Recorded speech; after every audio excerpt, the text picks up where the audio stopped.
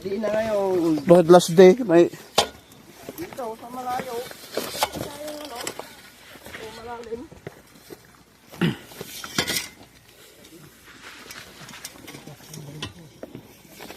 Stay na naman. Last day, pag uwi, Trabaho overtime. Shout out guys ni Jomar guys.